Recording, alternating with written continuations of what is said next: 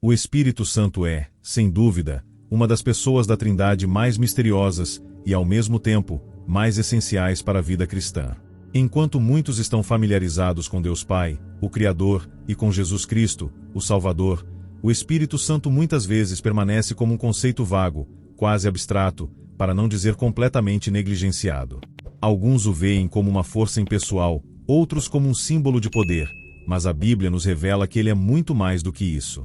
O Espírito Santo é uma pessoa divina, tão Deus quanto o Pai e o Filho. Ele age na criação, na redenção e na santificação, desempenhando um papel central no plano de salvação. No entanto, muitas vezes falhamos em reconhecer sua presença e ação em nossas vidas. Por que isso acontece? Será porque não entendemos quem ele é ou porque não fomos ensinados sobre sua importância? A verdade é que o Espírito Santo não é apenas um tema teológico. Ele é aquele que nos convence do pecado, nos guia à verdade, nos consola em meio às tribulações e nos capacita para viver uma vida que glorifica a Deus.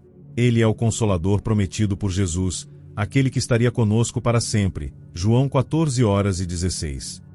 Ao longo desta reflexão, exploraremos a verdade sobre o Espírito Santo que talvez ninguém tenha te contado. Veremos como ele age na história da salvação, como seu trabalho é essencial para a vida do crente e como pensadores como Martinho Lutero nos ajudam a entender sua obra de maneira mais profunda.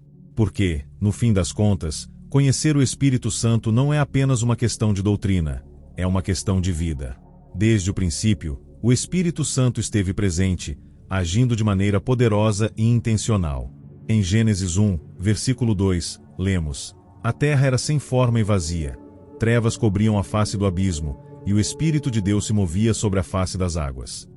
Essa passagem revela que o Espírito Santo estava ativo na criação, trazendo ordem ao caos e vida ao que era vazio. Ele não é um espectador distante, mas um agente ativo na obra de Deus.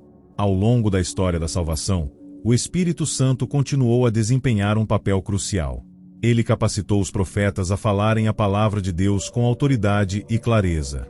Em 2 Pedro 1, versículo 21, somos lembrados de que a profecia nunca teve origem na vontade humana, mas homens falaram da parte de Deus, impelidos pelo Espírito Santo. Foi o Espírito que inspirou as Escrituras, guiou os líderes de Israel e preparou o caminho para a vinda de Cristo. No ministério de Jesus, o Espírito Santo esteve presente desde o início. Foi pelo poder do Espírito que Jesus foi concebido no ventre de Maria, Lucas 1:35.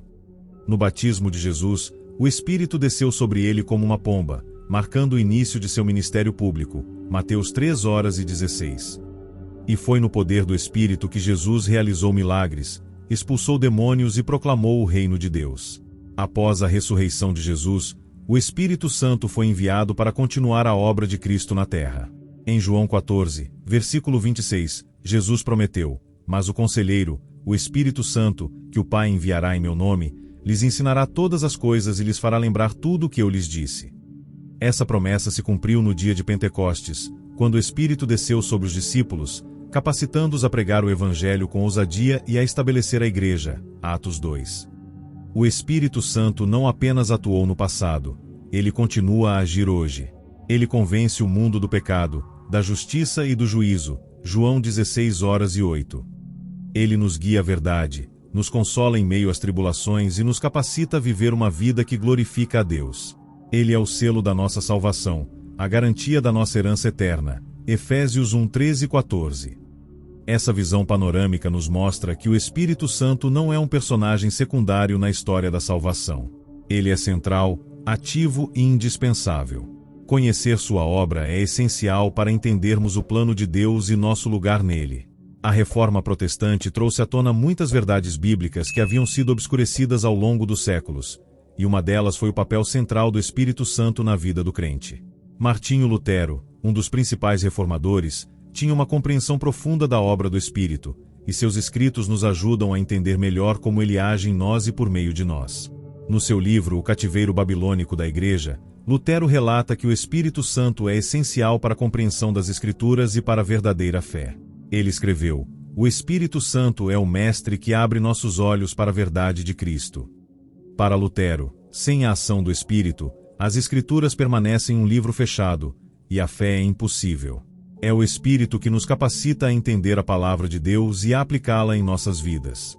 Lutero também enfatizava que o Espírito Santo é quem nos convence do pecado, da justiça e do juízo, como Jesus explicou em João 16, versículo 8.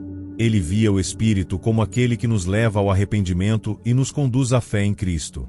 Em suas pregações, Lutero costumava dizer: o Espírito Santo não apenas nos mostra nosso pecado, mas também nos aponta para o Salvador.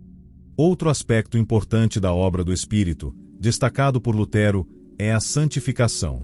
Ele entendia que o Espírito Santo não apenas nos justifica pela fé, mas também nos transforma, nos tornando mais semelhantes a Cristo. Em suas 95 teses, Lutero afirmou que a vida cristã é uma jornada de constante renovação, guiada pelo Espírito. Ele nos ajuda a mortificar a carne e a viver em novidade de vida. Romanos 8:13. Para Lutero, o Espírito Santo também é o Consolador prometido por Jesus. Em momentos de dúvida, medo ou angústia, é o Espírito que nos assegura da nossa salvação e nos lembra do amor de Deus.